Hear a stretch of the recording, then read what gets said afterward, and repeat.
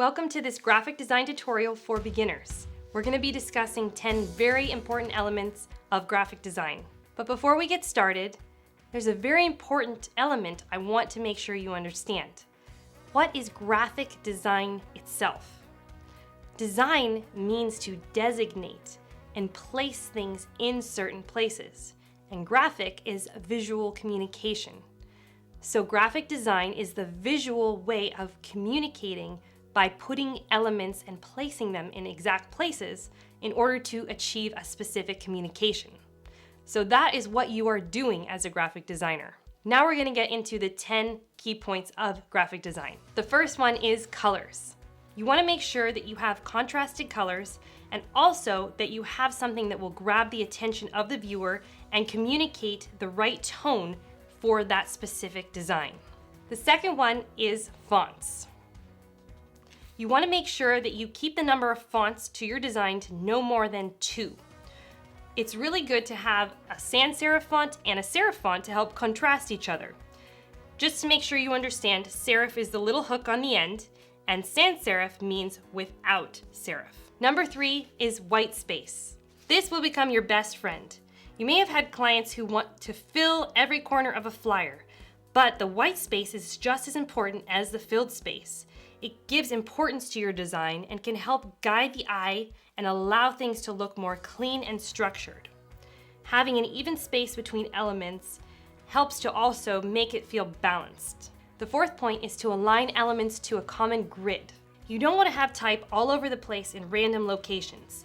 Each piece should be intentionally positioned for optimum viewer experience. The fifth point is to ensure readability is clear. Keep your line lengths just right, to about 6 words per line or 34 characters per line. This will help to make the readability more comfortable for the viewer. Also, make sure you don't have the color too light so that they can't actually read what is there. The sixth point is to ensure you have a hierarchy of design. You don't want to have all your words and headlines jumbled together so that you can't see the key elements. This helps to ensure that the eye goes to the most important part first and then gradually to the next part till they understand what to read next.